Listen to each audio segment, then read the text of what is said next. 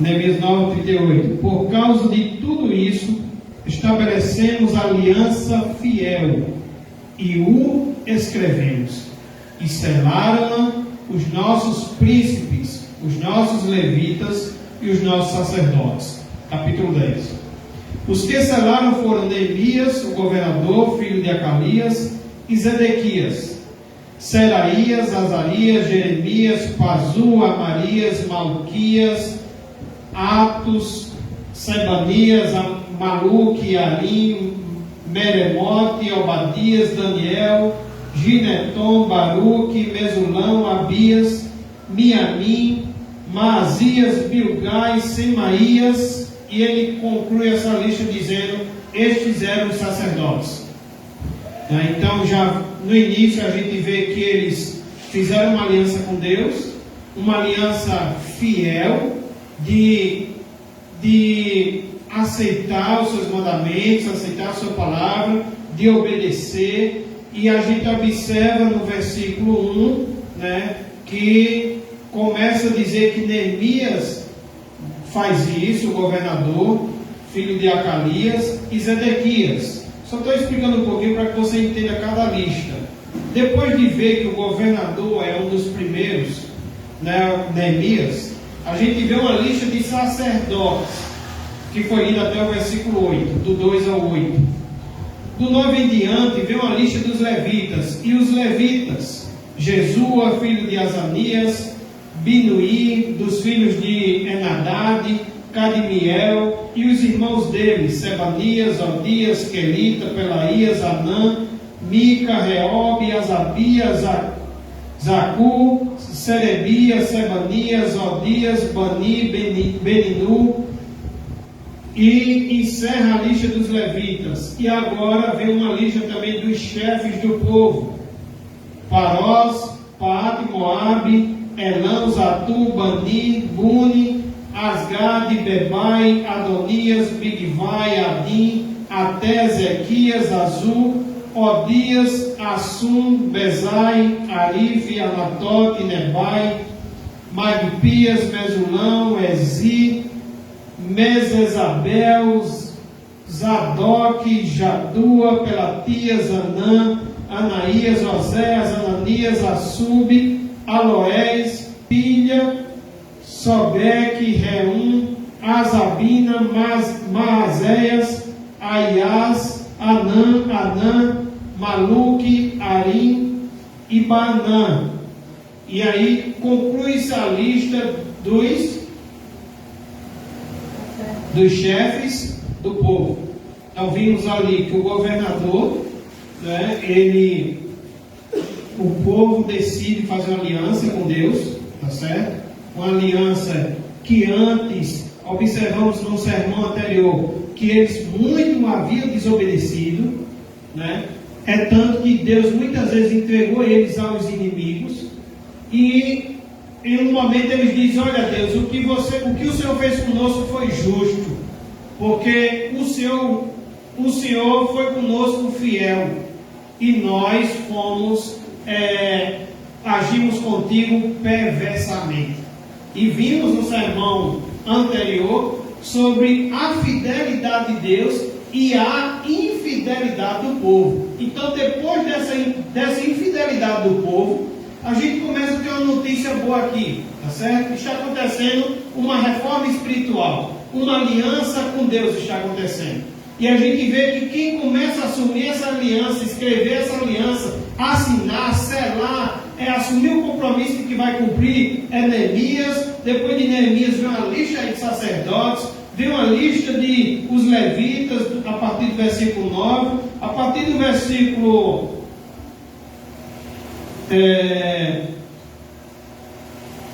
14, os chefes do povo, que eram os chefes de família, E no versículo 28 diz que e o restante do povo, acompanha aí o versículo 28, o restante do povo, os sacerdotes, os levitas, os porteiros, os cantores, os servidores do templo e todos os que se tinham separado dos povos de outras terras para a lei de Deus, suas mulheres, seus filhos e suas filhas, todos os que tinham saber e entendimento. Quando diz aqui saber e entendimento, já entendemos lá no capítulo 8, se eu não me engano, que envolvia também as crianças que estavam ali. O povo vai com fome, querem que Esdras pegue o livro para que o livro seja lido, e quando ele fala que tinha também essas pessoas que tinham capacidade de entendimento, aqui até as crianças estavam ali também, ouvindo a palavra de Deus, que inicia uma reforma espiritual lá em Neemias capítulo 8. E agora a gente está observando que até as crianças que entenderam também estavam assumindo uma aliança com Deus. Vamos ser fiel ao Senhor. Versículo 29. Firmemente aderiram a seus irmãos, seus nobres convieram numa imprecação e num juramento de que andariam na lei de Deus, que foi dada por intermédio de Moisés, servo de Deus, de que guardariam e cumpririam todos os mandamentos do Senhor, nosso Deus, e os seus juízos e os seus estatutos, de que não dariam as suas filhas aos povos da terra, nem tomariam as filhas deles para os seus filhos, de que, trazendo os povos da terra no dia de sábado, qualquer mercadoria e qualquer cereal para vender, nada comprariam deles no sábado, nem no dia santificado. Lemos lá em Êxodo capítulo 20, o dia de sábado, o dia de descanso, o dia que o Senhor santificou, o dia que nós deveríamos trabalhar 6 dias, e nesse dia seria o sábado do Senhor, seria o dia de descanso, onde o seu povo estaria voltado para Ele, para os atos de misericórdia, para os atos de necessidade, para os atos, consagrar-se ao Senhor.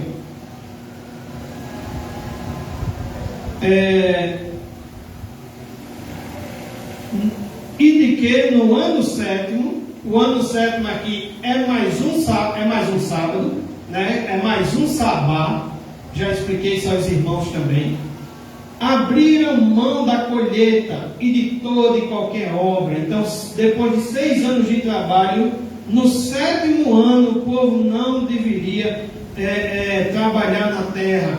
O povo deveria descansar na provisão de Deus, porque esse ano também era um sábado, esse ano também era um sábado, esse ano também era um ano que o Senhor havia preparado para o santificar.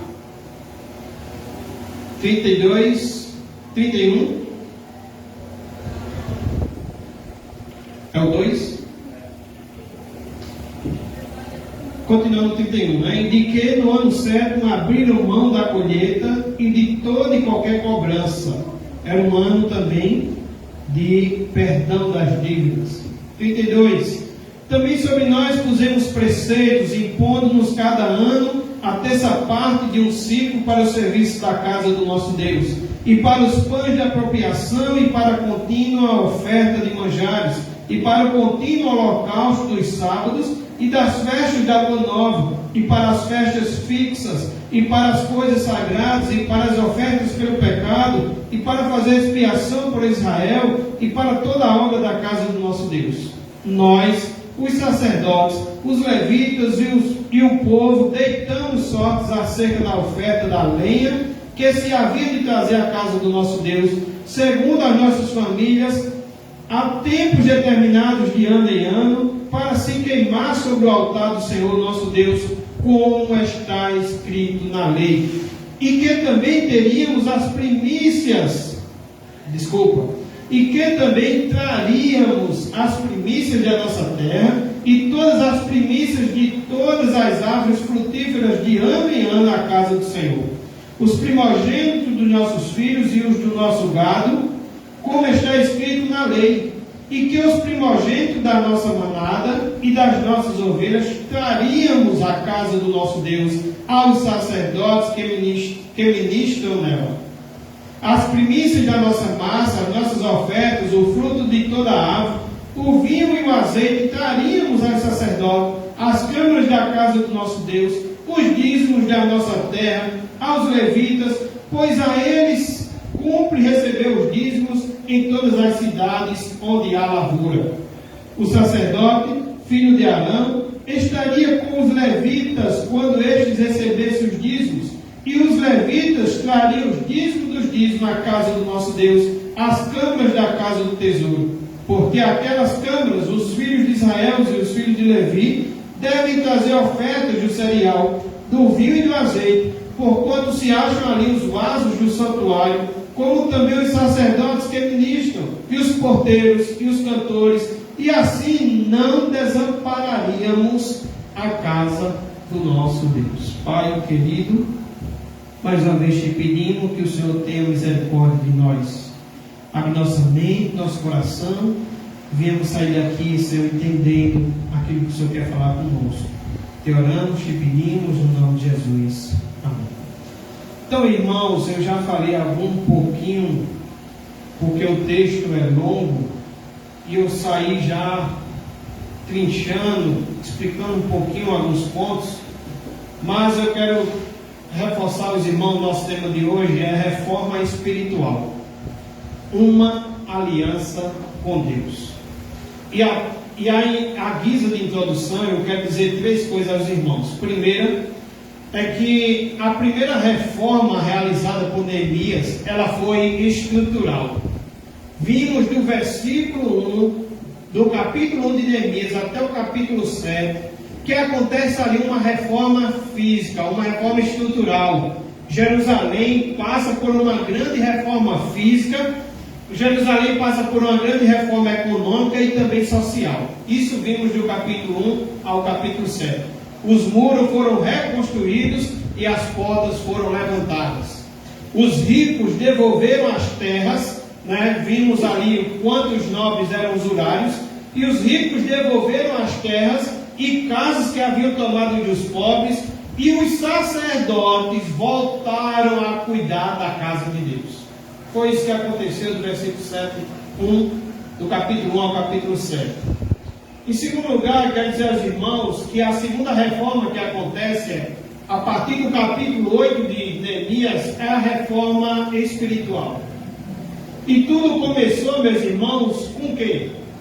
Com que poderia começar uma reforma espiritual? Tudo começou com fome pela palavra de Deus. Estudo da Bíblia, oração, fome pela palavra de Deus, seguido de oração para que Deus ouvisse o seu povo, para que Deus ensinasse o seu povo, para que Deus conduzisse o seu povo. E o que é que isso podia produzir? Eu estudo a palavra de Deus, a Bíblia diz que eu cresço na graça e no conhecimento do Senhor. A Bíblia diz que Deus também escuta nossas orações, temos um Deus vivo que responde nossas orações, temos um Deus que ilumina nossa mente, temos um Deus que se revela a nós por meio da sua palavra. E a segunda reforma, ela é espiritual e ela acontece, meus irmãos, com o estudo da Bíblia e com a oração. Sabe o que é que isso produz no povo? Produz confissão dos seus pecados, produz choro pelo pecado, já vimos isso, produz alegria de obedecer e produz também, como vamos ver hoje, nessa reforma espiritual, um acerto de vida com Deus. Então, do capítulo 1 ao capítulo 7 acontece uma reforma física, econômica e social, uma reforma estrutural. Do capítulo 8 em diante, e vamos ver se essa noite acontece uma reforma espiritual. E as bases da reforma espiritual foram o quê? Foram doutrina. Em Neemias capítulo 8, a gente vê que todo o povo se junta, todo o povo, homens, mulheres, até as crianças que podiam entender. E o povo estão em pé, o povo estão de ouvidos atentos, o povo estão reverentes, querem que Esdras abra o livro da lei, que leia o livro da lei, preparam um púlpito de madeira para isso. E acontece a leitura bíblica, e alguns comentaristas vão dizer que isso foi cerca de 3 horas. Isso também acontece durante 21 dias. E o que é que isso acontece, irmãos? Isso acontece com confissão, choro de pecado, alegria de obediência e acerto de vida com Deus. A base da reforma espiritual foram doutrina, que é a palavra de Deus, ler a palavra de Deus, estudar a palavra de Deus, foi experiência, e essa experiência não foi sentimental, não foi emocional, foi um choro verdadeiro de arrependimento pelos seus pecados, chorando pelos seus pecados e pelos pecados também dos outros. E também, meus irmãos, não pode, numa reforma espiritual, faltar a prática. Então, houve doutrina, houve experiência e houve prática. A gente vai ver nessa noite que houve prática. Hoje estamos precisando, quando pensamos em igreja evangélica no Brasil, estamos precisando de uma nova reforma. A igreja tem se desviado pelos atalhos da heterodoxia, tem se ajustado diante dos novos ventos de doutrina e seguindo doutrinas de homens em vez de firmar-se na palavra de Deus.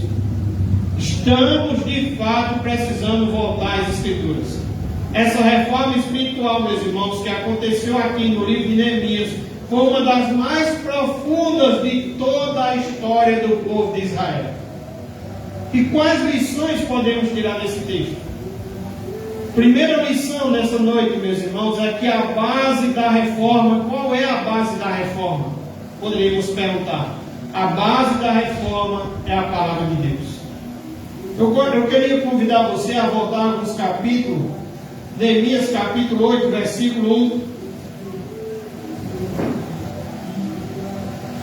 Em primeiro lugar, acerca dessa primeira lição, a base da reforma é a palavra de Deus. Em primeiro lugar, a reforma ela começou quando o povo voltou-se para a palavra de Deus. Versículo 1. Em chegando o 7º mês e estando os filhos de Israel nas suas cidades, todo o povo se ajuntou como um só homem. Todo o povo se ajunta como um só homem na praça, diante da porta das águas. E qual é o propósito do povo? Para que o povo está se juntando? E disseram a Esdras, o escriba, que trouxesse o livro da lei de Moisés, que o Senhor tinha prescrito a Israel. Então, a reforma, ela começa quando o povo volta-se para a palavra de Deus. E tudo começa quando o povo de Israel se reúne. Vimos aqui no capítulo 8, versículo 1, para buscar, irmãos, a palavra de Deus.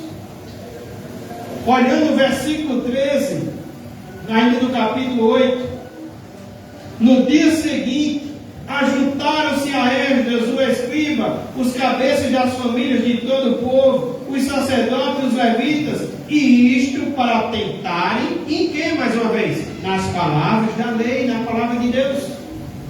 Versículo 18. Dia após dia, leu Esdras no livro da lei de Deus, desde o primeiro dia até o último, e celebraram a festa por 7 dias. No 8º dia houve uma assembleia solene, segundo o prescrito. Como eu disse aos irmãos, isso já ia acontecendo há 21 dias.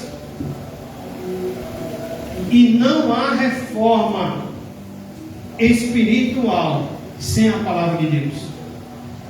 Não há mudança em nós, no povo, não há conserto sem a centralidade nas Escrituras.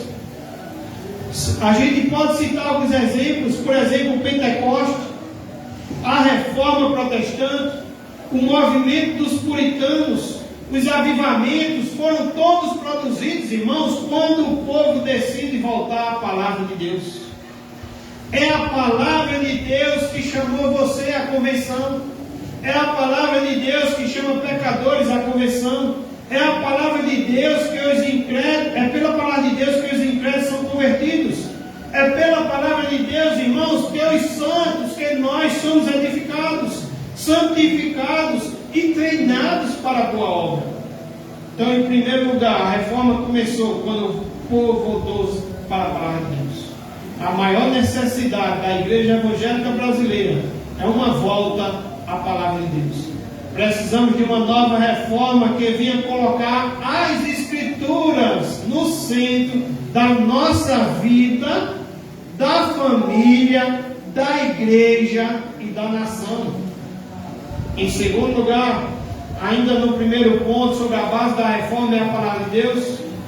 Isso acontece quando o povo volta-se para a palavra de Deus. Em segundo lugar, a palavra de Deus estabeleceu a base e os limites da reforma. Capítulo 10, versículo 29.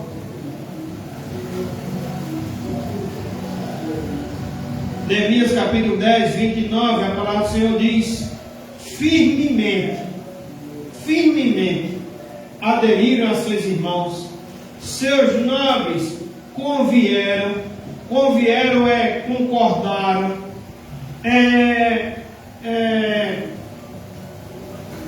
assinaram, escreveram numa imprecação e num juramento. Ou seja, o povo faz essa aliança com Deus, dizendo: olha, vamos obedecer a lei de Deus, que foi dada por intermédio de Moisés, servo de Deus. Vamos guardar e cumprir todos os mandamentos do Senhor, nosso Deus, e os seus juízos, e os seus estatutos. E quando ele fala com imprecação e no juramento, eles estão dizendo, a certo modo: olha, Senhor, estamos afirmando uma aliança contigo, e sabemos, ó Senhor, ou aceitamos, ó Senhor, se não obedecermos, sabemos que virá maldição sobre nós.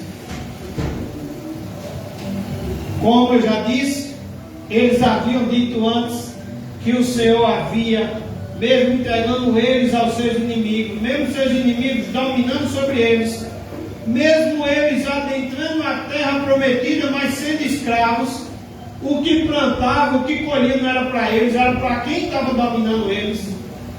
E eles concluem, a gente concluiu o capítulo 29, eles dizendo: estamos em grande angústia, mesmo estando a posse na terra, mesmo estando na terra, eles estão em grande angústia. E ele diz: olha, numa imprecação e num juramento, eles fazem uma aliança, dizendo de que andariam na lei de Deus, versículo 29, que foi dada por intermédio de Moisés, servo de Deus, de que guardaria e cumpriria todos os mandamentos do Senhor nosso Deus, os seus juízos e os seus estatutos. A aliança foi feita com base em que, irmãos? Com limites em que? Na palavra de Deus. E ela não é feita somente na palavra de Deus, mas eles estão dizendo: nós vamos guardar a tua palavra. É uma aliança acompanhada de comprometimento, acompanhada de obediência. O compromisso, irmãos, que eles assumem aqui era para andar, guardar e cumprir os mandamentos, os juízos e os estatutos de Deus. Não podemos, irmãos, ficar apenas no ouvir a palavra. Tem versículo na Bíblia que trata dessas coisas, que a gente não pode ser apenas ouvintes negligentes. Devemos ser praticantes, ouvintes praticantes. Tem um exemplo lá dos dois fundamentos, onde um constrói a casa na rocha, vem a tempestade, a casa não cai porque está firmado na rocha, e a Bíblia chama esse homem de homem prudente. E ele é prudente porque ele não só ouve, mas ele ouve e coloca em prática. Temos o exemplo do homem insensato, que constrói a casa no lugar errado, na areia. E o vento vem, e a Bíblia faz questão de dizer: grande é a sua ruína, grande é a sua queda, porque é um insensato. É alguém que ouviu, mas não coloca em prática. Mas o povo aqui, meus irmãos, depois de ouvir a palavra de Deus, mais de 21 dias, 3 horas em pé, ouvindo a palavra de Deus, com sede, com fome, atentos, com orelhas em pé. Não era um povo que estava preocupado se o culto passou das 9 ou não. Não era um povo que estava preocupado porque a cadeira não tem muito conforto. Não era um povo que estava preocupado: olha, eu vou para o culto, pastor, mais fácil de tudo para terminar de 9. Não. E eu sei que eu tenho que me organizar também e obedecer o horário, tentar terminar às 9.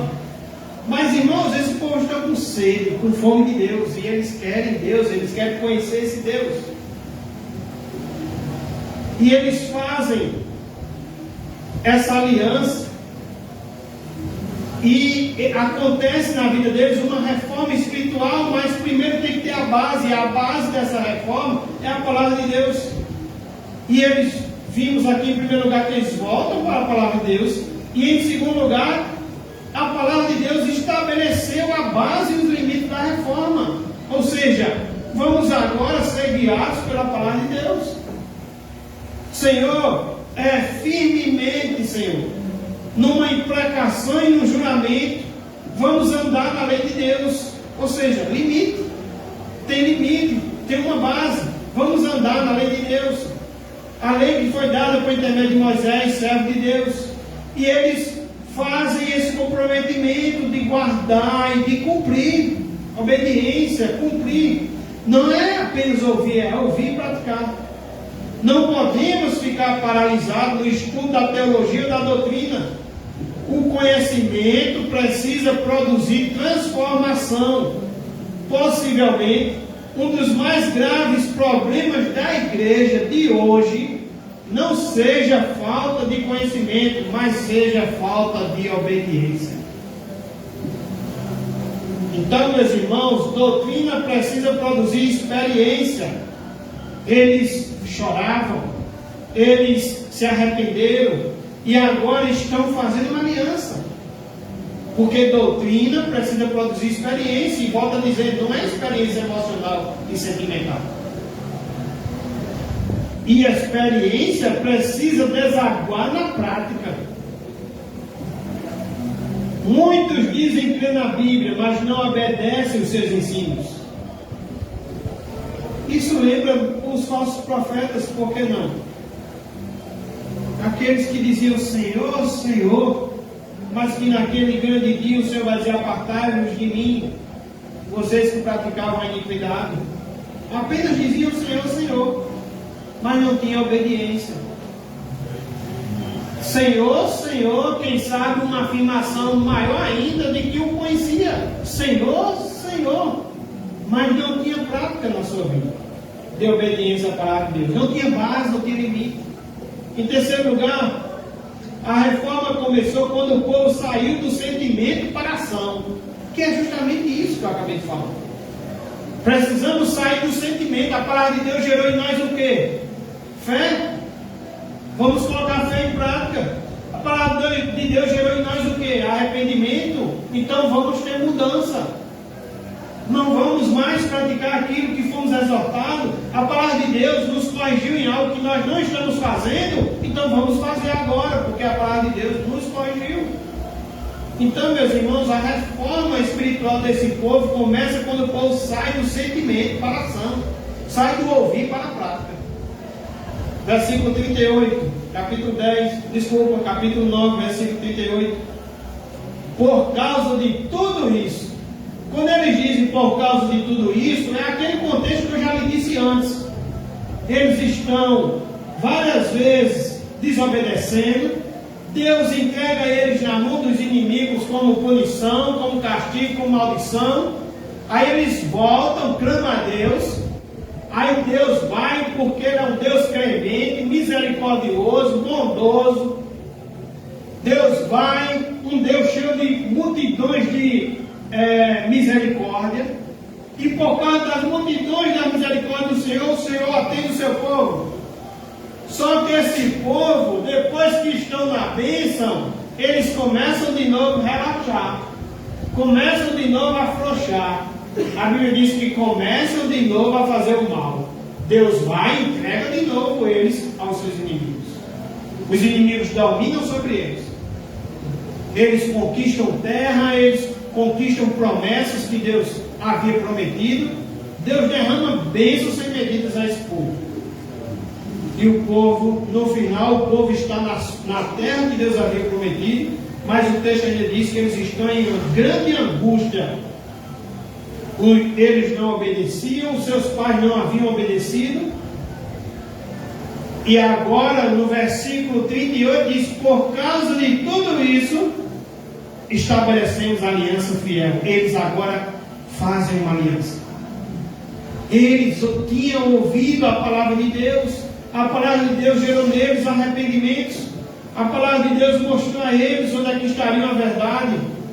E aí gera agora, eles saem desse sentimento de angústia, ou do apenas experimentar, mas agora eles vão para a ação. Estabelecemos aliança fiel e o escrevemos, e selaram-na os nossos príncipes, os nossos levitas e os nossos sacerdotes, para que tudo não ficasse apenas no nível sentimental. Eles firmaram uma aliança com Deus da aliança, guardador de alianças, e as escreveram, o texto diz, e assinaram. Eles se comprometeram, meus irmãos, de modo pessoalmente, de modo coletivamente e publicamente com Deus. Então, a base dessa reforma é a palavra de Deus, de modo que voltaram para a palavra de Deus, de modo que a palavra de Deus estabeleceu agora a base e limites, e eles estão guardando, cumprindo os mandamentos, juízos, estatutos, eles fazem essa aliança, e agora saem do sentimento para a ação.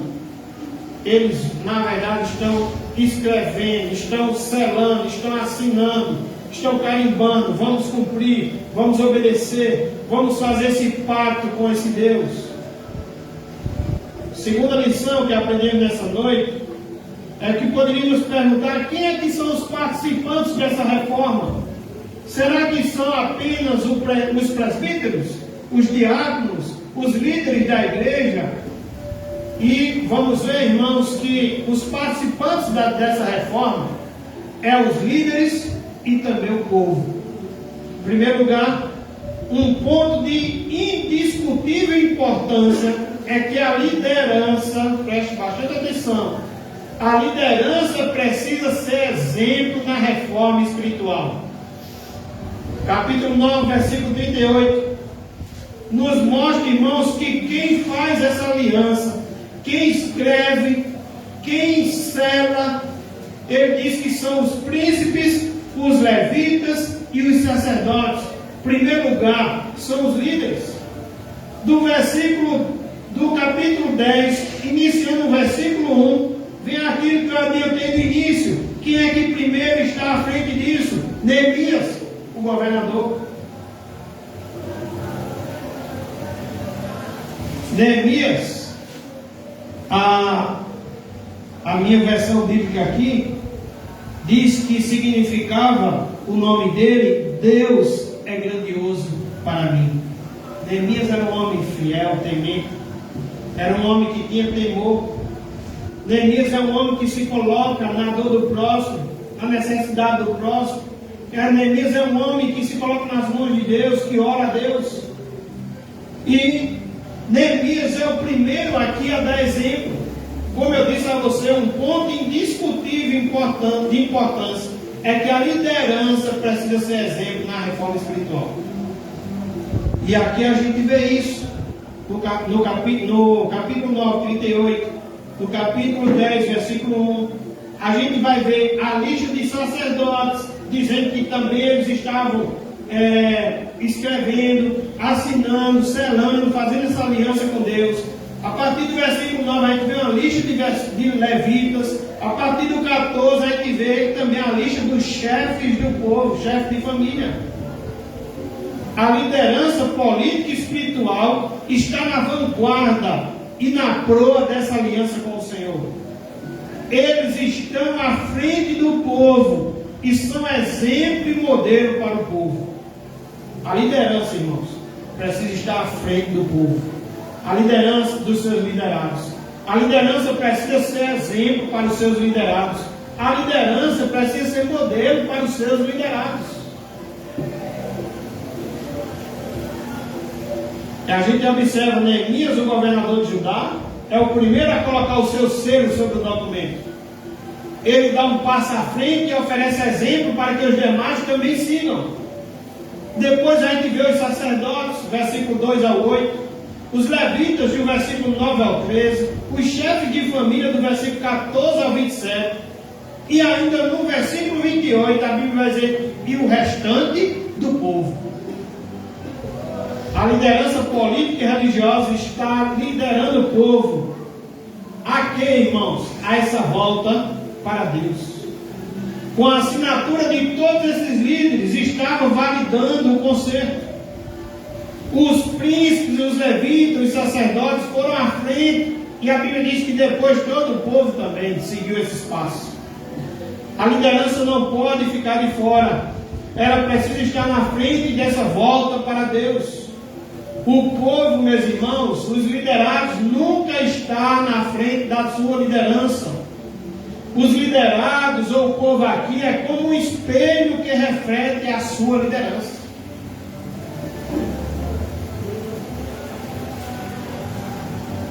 Então, quem eram os participantes? Em primeiro lugar, os líderes. E isso é indiscutível. A importância da liderança ser exemplo na reforma espiritual. Em segundo lugar, outro ponto fundamental destacado por Neemias foi que todo o povo aderiu à reforma espiritual. Versículo 28 e 29. O resto do povo, os sacerdotes, os levitas, os porteiros, os cantores, os servidores do templo e todos os que se tinham separado dos povos de outras terras para a lei de Deus, suas mulheres, seus filhos e suas filhas, todos os que tinham saber e entendimento, versículo 29, firmemente aderiram a seus irmãos, seus nobres convieram, os nobres também acabaram concordando numa imprecação e num juramento de que andariam na lei de Deus, que foi dada por intermédio de Moisés, servo de Deus, de que guardaria e cumpriria todos os mandamentos do Senhor nosso Deus, os seus juízos e os seus estatutos. Esse é o outro ponto que destacamos aqui, de quem são as pessoas que participam da reforma espiritual. Além dos líderes, o povo também aderiu à reforma espiritual. A reforma espiritual alcançou não apenas os líderes, mas a partir deles alcançou também todo o povo. Homens, a Bíblia diz, mulheres, crianças, assumiram o compromisso de andar com Deus e de obedecer a sua palavra. Fica completamente claro, meus irmãos, que todos, até mesmo as crianças menores que podiam compreender, participaram desse juramento. Temos várias histórias de crentes, povo que fez aliança com Deus, que fez juramento, né, irmãos? E poderíamos citar aqui, por exemplo, Jonathan Edwards registrou em seu livro que aos 20 anos de idade assumiu um compromisso com Deus. Esse homem, Jonathan Edwards, ele registra em seu livro que aos 20 anos de idade assumiu um compromisso com Deus, por escrito, de que viveria para a sua glória. Ele foi um dos homens que mais influenciaram a história do cristianismo. Um fato também semelhante pode ser visto na vida de David Brainerd, o missionário que evangelizou os índios peles vermelhas nas selvas americanas. Esse jovem extraordinário fez uma aliança com Deus e, mesmo morrendo aos 29 anos de idade, deixou marcas indelíveis na história. A ponto de John Wesley afirmar que o seu diário de David Brainerd, era o livro mais importante no mundo depois da Bíblia, e que sua leitura era imperativa para alguém interessado em ser um obreiro aprovado. Os grandes avivamentos surgiram quando o povo entrou em aliança com Deus. Para quê, irmãos? Para o buscar, para o conhecer, mas também para o obedecer. Vivemos hoje uma espiritualidade centrada no homem e no que podemos receber de Deus. Não é mais o homem que está a serviço de Deus, mas Deus aqui está a serviço do homem. não é mais a vontade de Deus que deve ser feita na terra como no céu, mas a vontade do homem que deve ser imperativa no céu. Precisamos voltar-nos para Deus por causa de Deus e não apenas por causa de suas bênçãos. Deus, irmãos, é melhor do que suas bênçãos. O doador é mais importante do que a dádiva. E em terceiro e último lugar, eu quero observar com você os compromissos da reforma espiritual. Está do versículo 28 ao 39. E nesse pacto, a gente vai observar que eles assumiram 7 compromissos com Deus. Em primeiro lugar, versículo 28, a gente observa que ele assume o compromisso da consagração a Deus. Versículo 28. O resto do povo, os sacerdotes, os levitas, os porteiros, os cantores, os servidores do templo e todos os que se tinham separado dos povos de outras terras para a lei de Deus, suas mulheres, seus filhos e suas filhas, todos que tinham saber e entendimento.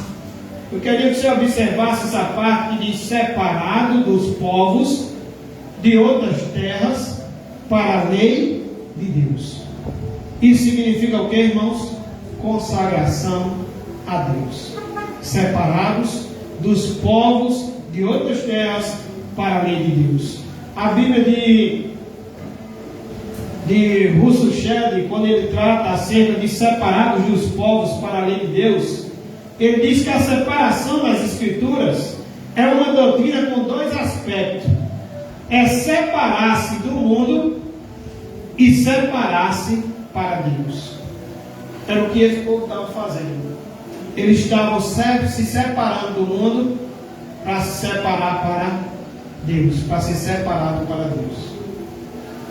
A mistura aqui das raças entre os judeus não seria tanto uma questão de pureza racial, mas aqui, irmãos, essa separação é uma questão de preservação da religião. Alguém já disse que a mistura de credos pode levar ao afrouxamento das relações com Deus.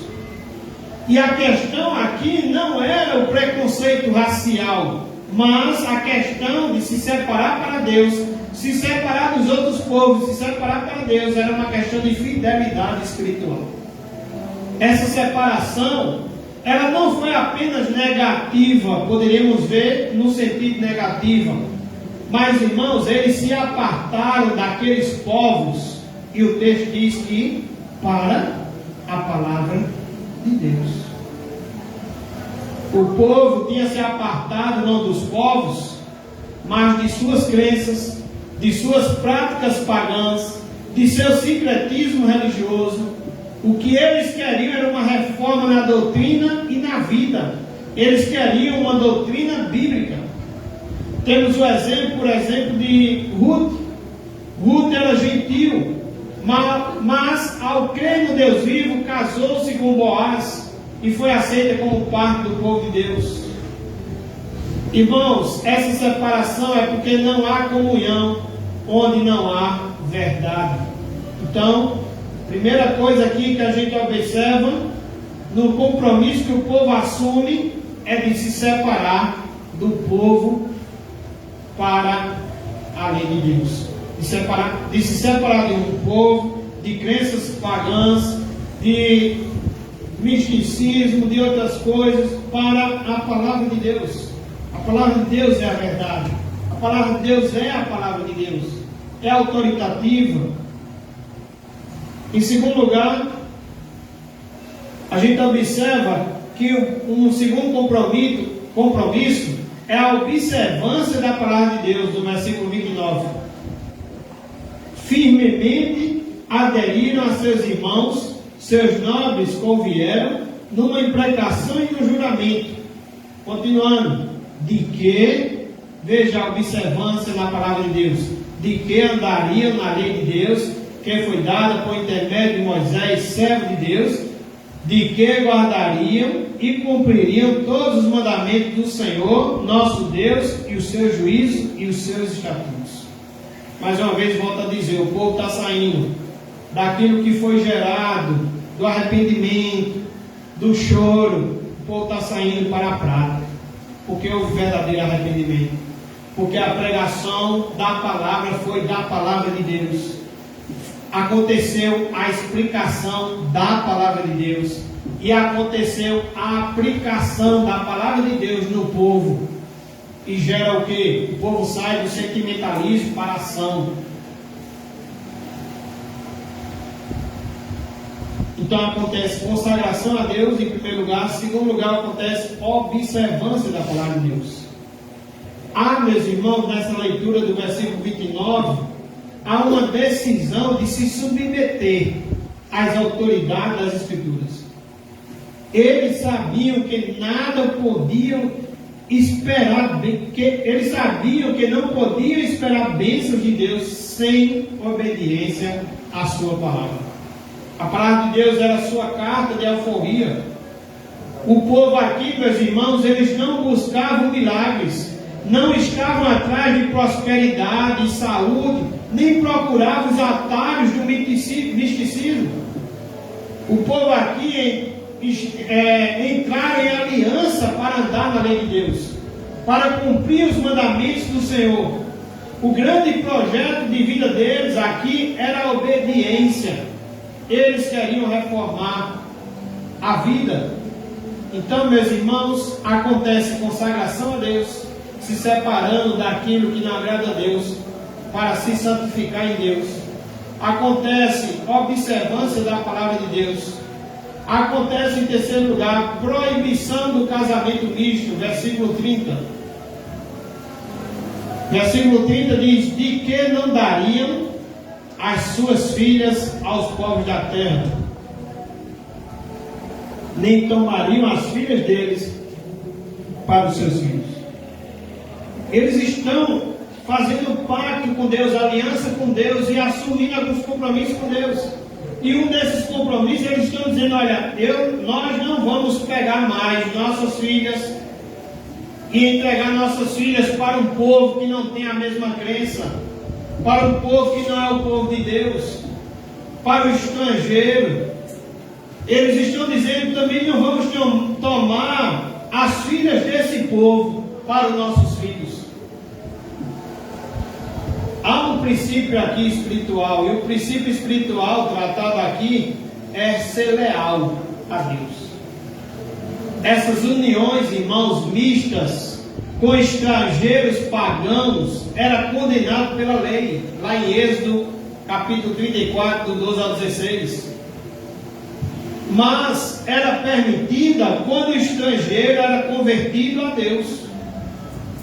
Como já destacamos, o caso de Ruth, sendo moabita, casou-se com Boaz e tornou-se membro da família genealógica do Messias. O casamento misto, porém, pode produzir conflitos conjugais, desmoronamento no lar, bem como uma educação deficiente dos filhos. Neemias vai tratar disso no capítulo 13, uma educação deficiente dos filhos. Por causa de quê? Casamento misto. O motivo, portanto, para proibirem o casamento misto não era racial. É mais profundo, a questão é espiritual, é lealdade a Deus. A questão não era preconceito racial, era pureza doutrinária. Os casamentos mistos foram a porta da apostasia em muitas ocasiões na vida do povo. Muitos casamentos mistos eram feitos também por vantagens financeiras. A ascensão social era uma tentação naqueles dias difíceis. E o casamento misto oferecia uma escada atraente. E a gente vai ver Esdras no livro de Esdras, capítulo 9, versículo 1 ao 3. A gente vai ver Neemias no capítulo 13, do 23 ao 29. A gente vai ver Malaquias, capítulo 2, do 10 ao 16, confrontando esse problema de forma firme, depois do cativeiro babilônico. Olhe comigo Neemias, capítulo 13. Neemias capítulo 13, a partir do 23.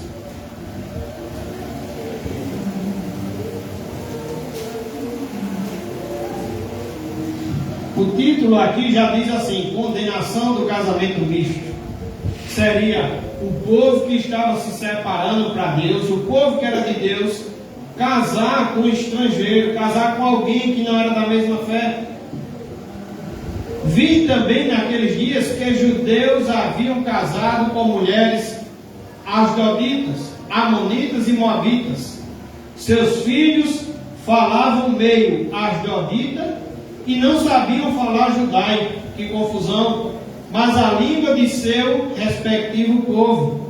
Contendi com eles e os amaldiçoei, e espanquei alguns deles, e lhes arranquei os cabelos, e os conjurei por Deus, dizendo: não dareis mais vossas filhas, não darei mais vossas filhas a seus filhos, e não tomarei mais suas filhas, nem para vossos filhos, nem para vós mesmos. Não pecou nisto Salomão, rei de Israel? Não foi nisso que Salomão pecou? Todavia, entre muitas nações não havia rei semelhante a ele, e ele era amado do seu Deus, e Deus o constituiu rei sobre todo Israel.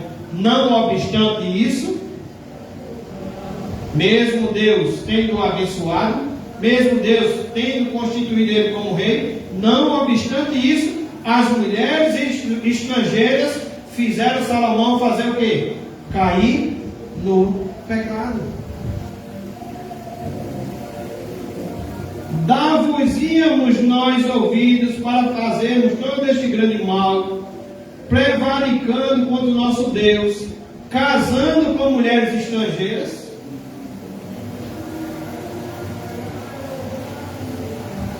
Um dos filhos de Joiada, filho de sumo sacerdote Eliacibe, era genro de Sambalat, o horonita, pelo que eu afugentei de mim. Lembra-te deles, Deus meu, pois contaminaram o sacerdócio, como também a aliança sacerdotal e levítica. O casamento misto sempre foi um problema na história do povo de Deus. O dilúvio foi provocado quando os filhos de Deus se casaram com as filhas dos homens. Ou seja, quando houve casamentos entre aqueles que serviam a Deus com aqueles que não serviam. Gênesis capítulo 6, do 1 ao 3. Mais tarde, quando o povo de Israel entrou na terra prometida, o casamento misto foi uma das causas da apostasia espiritual da nação, desaguando no cativeiro babilônio. Êxodo 34:16. Esse problema estava presente também no primeiro século da igreja, na igreja primitiva, o que levou o apóstolo Paulo a posicionar-se firmemente contra essa prática. 2 Coríntios, capítulo 16, de 14 ao 17, quando Paulo vai falar sobre onde é que há comunhão das luzes com as trevas. O casamento misto ainda hoje é um grande problema. E Hernandes Dias Lopes, ele diz o seguinte: com respeito ao casamento misto, há três possibilidades. Você que ainda não casou, você que é crente e está achando que vai ser bom casar com uma pessoa que não é crente, Hernandes Dias Lopes diz: há três possibilidades. Primeira possibilidade: seu cônjuge incrédulo não se converter. Segunda possibilidade: o cônjuge incrédulo converter-se. Terceira possibilidade: o cônjuge crente, aquele que era crente, afastou-se da igreja. E ele diz o seguinte: 75% dos casamentos mistos tornaram-se experiências amargas para o cônjuge crente. E ele pergunta: você teria coragem de pegar um voo para determinado destino, sabendo que naquela rota 75% dos voos estão caindo? Você teria coragem de pegar um voo onde naquela rota 75% dos aviões estão caindo? Você tem coragem? Não tem, né? Aí ele diz: você se aventuraria num casamento misto, sabendo que 75% deles estão naufragando ou enfrentando sérios problemas? Você tem coragem? E ele dá um conselho aos jovens: Os jovens precisam se acautelar nessa área importante da vida. Creio que todo jovem crente precisa observar alguns aspectos antes de dizer sim no altar. E ele começa a fazer algumas perguntas. A pessoa com quem você vai se casar já nasceu de novo? É uma pessoa que tem caráter aprovado? Essa pessoa possui valores familiares sólidos? É uma pessoa que respeita os pais? Ela respeita você? Essa pessoa ama você e demonstra isso em palavras e atitudes? Seus pais apoiam esse relacionamento? As pessoas que acompanham você testificam positivamente acerca desse relacionamento? Olha que perguntas importantes. Em quarto lugar, irmãos, eles também observam o dia do Senhor, no versículo 31. De que, trazendo os povos da terra no dia de sábado, qualquer mercadoria e qualquer cereal para venderem, nada comprariam deles no sábado, nem no dia santificado. E de que, no ano sétimo, abriram mão da colheita e de toda e qualquer cobrança. Há também um princípio aqui espiritual. E o princípio espiritual tratado aqui, irmãos, é acerca do uso do tempo, o uso do nosso tempo. Bem como do perigo da ganância e do vício do trabalho. A quebra do sábado, nesse tempo aqui, era profanação da religião. Muitos evangélicos atualmente transgridem essa boa norma, comprando e vendendo no domingo, o dia do Senhor, o nosso sábado cristão. Os comerciantes de fora colocaram em risco o povo de Deus, e mais tarde eles acabaram caindo nessa cilada. É o que vamos ver também em Neemias capítulo 13, do 15 ao 22. Então, irmãos, Deus instituiu um dia para o descanso. Um dia para o homem cessar suas atividades de comprar e vender e voltar-se para Ele em adoração. Nesse dia, como foi lido lá em Êxodo capítulo 20, nenhum trabalho deve ser feito, é dia do Senhor. A quebra do sábado era profanação, como eu já disse aos irmãos. O domingo é o dia de descanso para o povo de Deus. O sábado, se a gente for olhar para o sábado é memorial da criação. O domingo é memorial da ressurreição. E vejo uma frase de alguns teólogos. Eles escreveram o seguinte acerca da guarda do dia do Senhor. Ele diz o seguinte: este sábado é santificado ao Senhor, quando os homens, tendo devidamente preparado o coração, também deve ser o dia de preparar o coração, e de antemão ordenado os seus negócios ordinários, não só guardam durante todo o dia um santo descanso das suas obras, suas palavras e seus pensamentos a respeito de seus empregos seculares e de suas recreações, mas também ocupam todo o tempo em exercícios públicos e particulares de culto e nos deveres de necessidade e de misericórdia. O tempo todo, no dia do Senhor, que para nós é o domingo, estaria todo preenchido com exercícios públicos e particulares também de culto, de deveres de necessidade e também de misericórdia. Hernando Dias Lopes, ele diz que um dos sinais de todo reavivamento na história é a volta à observância do dia do Senhor. Nesse dia não se deve comprar nem vender, não se deve negociar nem buscar lucros. Hoje, porém, o comércio está abrindo aos domingos. Os crentes estão buscando no dia do Senhor tanto o trabalho quanto outras atividades afins. Hoje, os crentes já não se preparam mais para o dia do Senhor. Nossas festas de entretenimento e confraternização avançam na madrugada do sábado e entram no dia do Senhor. E aí as pessoas preferem dormir do que ir no domingo à casa de Deus. Não buscamos mais o Senhor em primeiro lugar. A busca do lucro ou do lazer, em vez da busca da piedade, pode ser um grande laço espiritual. É por essa porta que começa a secularização da igreja. Em quinto lugar, eles também dizem que vão observar o ano sabático.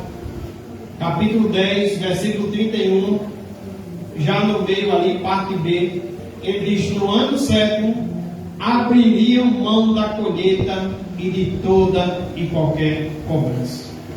O princípio espiritual tratado aqui fala da ansiedade pelo futuro e da confiança em Deus. O ano sabático era o ano de descanso na terra e o ano do jubileu, o ano também do perdão das dívidas. O povo precisava compreender, irmãos, que a terra é de Deus. O povo deveria aprender que nós somos apenas mordomos. O propósito de Deus não era apenas de mordomia, mas também de confiança na providência divina. Diz: trabalhe 6 anos, no sétimo ano, o ano todo é o sábado, é o sabático anual. Deixe a terra descansar, confie na provisão de Deus. Deus queria que o povo confiasse na sua providência divina e, ao mesmo tempo, Deus queria proteger o povo da ganância. Em sexto lugar, a observância das ofertas para a manutenção do culto. Versículo 32 ao 34 diz assim: também sobre nós pusemos preceitos, impondo-nos cada ano a terça parte de um ciclo para o serviço da casa do nosso Deus, e para os pães da proposição, e para a contínua oferta de manjares, e para o contínuo holocausto dos sábados, e das festas da lua nova, e para as festas fixas, e para as coisas sagradas, e para as ofertas pelo pecado, e para fazer expiação por Israel, e para toda a obra da casa do nosso Deus. Nós, os sacerdotes, os levitas e o povo, deitamos sorte acerca da oferta da lenha, que se havia de trazer à casa do nosso Deus, segundo as nossas famílias, há tempos determinados de ano em ano, para se queimar sobre o altar do Senhor nosso Deus, como está escrito na lei. Aqui temos um outro princípio. O princípio aqui é o uso do dinheiro e a importância do culto público. Vimos aqui que eles deviam prover a casa de Deus de todos os elementos do culto. Havia elementos no culto, havia pessoas também que deveriam ser sustentadas na casa de Deus, e isso deveria vir do povo de Deus. Eles deviam prover a casa de Deus de todos os elementos do culto: os pães, os holocaustos, a lenha. Outra coisa que a gente observa aqui também é que os sacerdotes e os levitas não apenas cobravam o povo, mas eles também, com alegria e sacrifício, ofertaram para a manutenção da casa de Deus. Como já foi dito antes, os líderes devem ser exemplos. E aqui a gente observa que os sacerdotes também, os levitas também, eram também mantenedores da casa de Deus. Lembram? Precisamos, irmãos, ter prazer como Davi, de dar o nosso melhor para a casa de Deus. Era uma obrigação de cada judeu sustentar a casa de Deus, para que os sacerdotes, levitas, cantores e porteiros fossem sustentados e não precisassem lavrar a terra. Hernando Dias Lopes, ele diz o seguinte: vemos hoje uma tendência preocupante da igreja evangélica brasileira, e ele diz que é o incentivo aos pastores para terem o seu trabalho secular e não dependerem financeiramente da igreja. Hernando Dias Lopes diz que isso é uma tendência preocupante. Pois o apóstolo Paulo, ele diz que aqueles que pregam o Evangelho devem viver do Evangelho. Ele diz ainda que aqueles que semeiam as coisas espirituais podem recolher bens materiais daqueles para quem ministram. Prossegue ainda o apóstolo Paulo dizendo: não sabeis vós que os que prestam serviços sagrados do próprio templo se alimentam? E quem serve do altar tem o seu sustento? O princípio bíblico é claro, continua dizendo Hernando de Lopes: o trabalhador é digno do seu salário. O ministério exige, ele diz, dedicação integral. O soldado de Cristo não pode distrair-se com os negócios deste mundo. Aquele que lança a mão no arado do ministério não pode olhar em outras direções. E ele finaliza dizendo: os obreiros devem dar o melhor de si. Os obreiros devem dar o melhor de si. E as igrejas, por outro lado, devem pagar os seus obreiros com salário digno. Então, meus irmãos, o princípio aqui é o uso do dinheiro e a importância do culto público. A Bíblia comentada na linguagem Nova Almeida atualizada, ela diz que quando o texto fala aqui de que não, deixa eu ver aqui, Neemias capítulo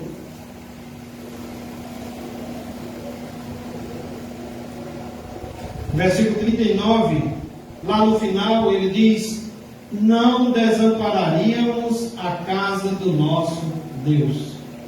E quando trata desse assunto aqui, essa Bíblia comenta dizendo que faltar com nossos dízimos, faltar com nossas ofertas, faltar com nossas obrigações para com a igreja, irmãos, é desamparar a casa de Deus, é abandonar também a casa de Deus. Em sétimo e último lugar, a observância dos dízimos, do versículo 35 ao 39.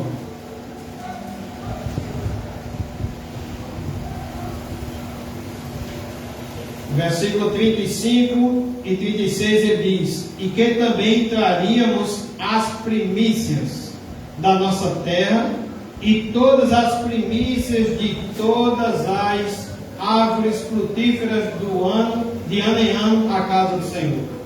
Os primogênitos dos nossos filhos e os do nosso gado, como está escrito na lei.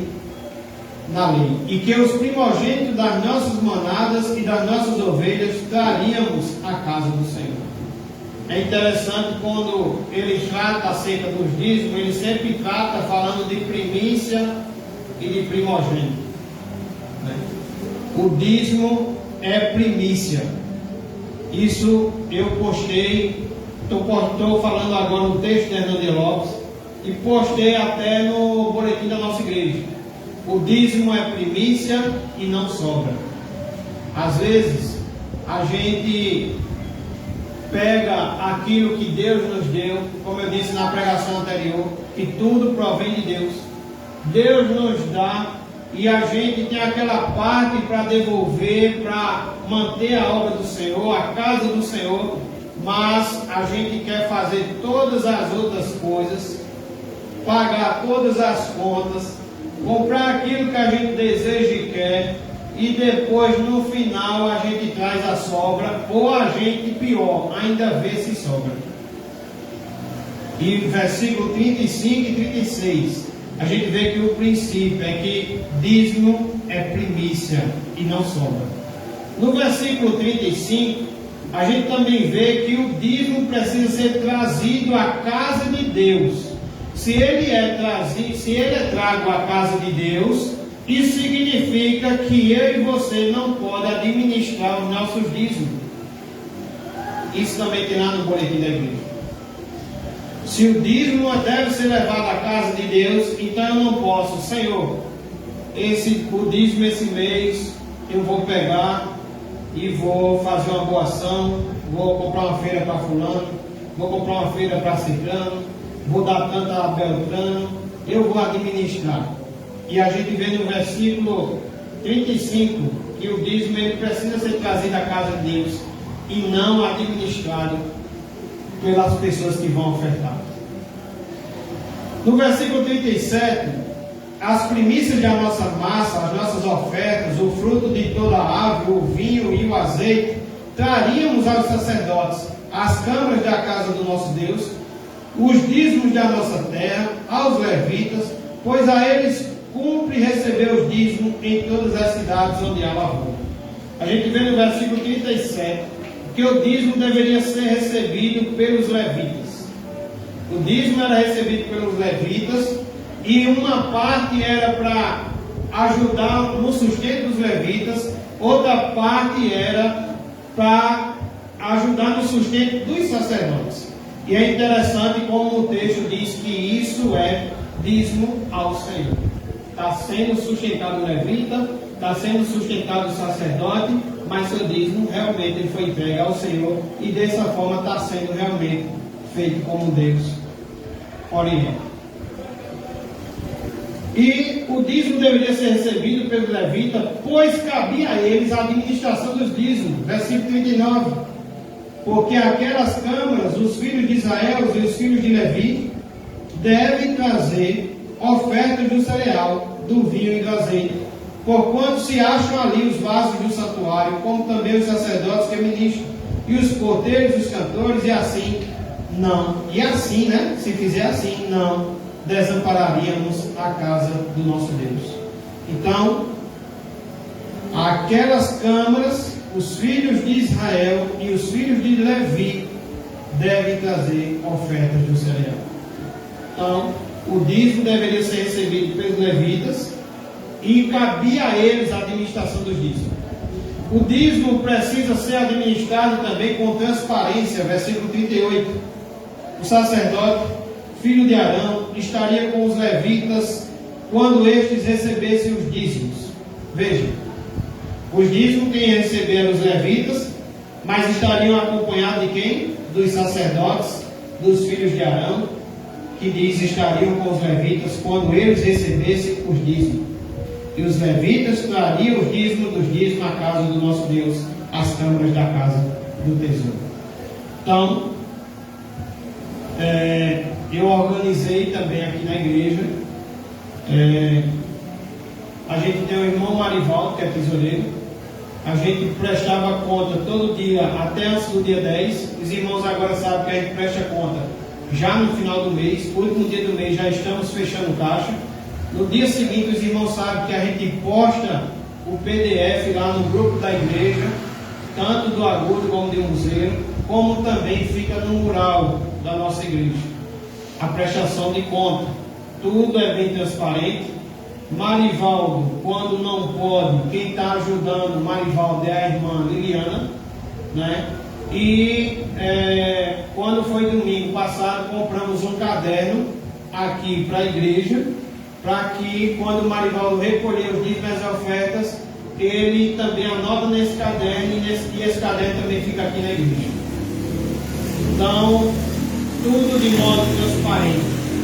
Ainda é preferível que os irmãos não se espantem se eu chamar uma pessoa para contar esse dinheiro com o irmão Marivaldo. Isso não é desconfiança, isso é transparência. O sítio agudo, quando eu estou indo para o sítio agudo, acontece o seguinte: nem toda quarta-feira Marivaldo pode ir comigo, que é o tesoureiro, e às vezes eu vou sozinho. Então fica chato também, muitas vezes eu recolher e eu tenho que trazer esse dinheiro. Né? E a gente, o que é que a gente fez? Quarta-feira agora, a gente contou os dízimos e as ofertas na presença da irmã Ubiranice, a irmã Maria. Foi tirado foto da prestação de conta de quarta-feira e já foi enviado para o tesoureiro pelo WhatsApp. Então, graças a Deus, o dízimo precisa ser administrado com transparência e acredito que a nossa igreja também não tem faltado com isso. Os levitas também precisam ser também dizimistas. No versículo 38,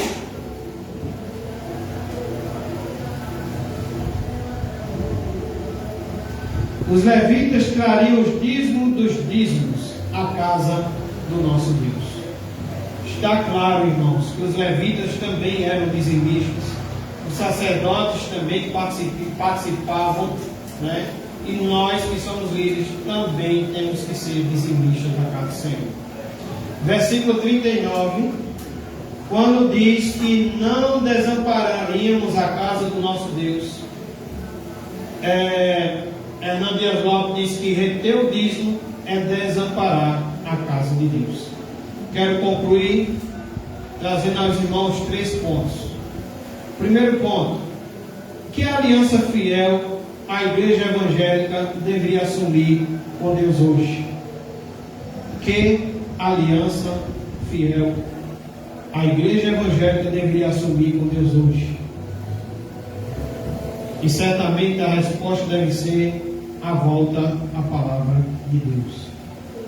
Voltar à palavra de Deus, assumir uma aliança de fidelidade com Deus, de cumprimento com a sua palavra. Segundo lugar, quais as implicações de uma aliança com Deus?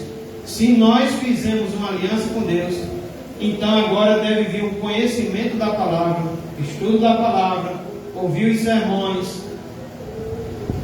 O conhecimento da palavra deve nos levar a um compromisso de aliança com Deus e uma reforma espiritual. Não podemos ser apenas ouvintes, precisamos ser ouvintes e também praticantes da palavra de Deus. Precisamos pregar e também praticar. Precisamos ouvir, ter conhecimento, aprender e também colocar em prática aquilo que Deus nos ensinou. É claro que esta ação pode ser liderada por poucos, como a gente viu, né? Era liderada por sacerdotes, por levitas, mas deve ter a participação de todos. Todo o povo participava. Os nossos compromissos com Deus não devem ser apenas gerais, em terceiro lugar, mas também e sobretudo em áreas específicas, irmãos. Nosso compromisso com Deus, esse estudo nos mostra que também deve ser na santificação, não somente em tudo, mas em algumas coisas também específicas. E eu quero citar aqui santificação, casamento, dia do Senhor, contribuição e adoração. Foi o que a gente viu nessa noite. Santificação, a respeito também do casamento, dia do Senhor, observar o dia do Senhor, contribuir com a obra do Senhor e adoração. Que o Senhor em Cristo Jesus nos abençoe e nos ajude.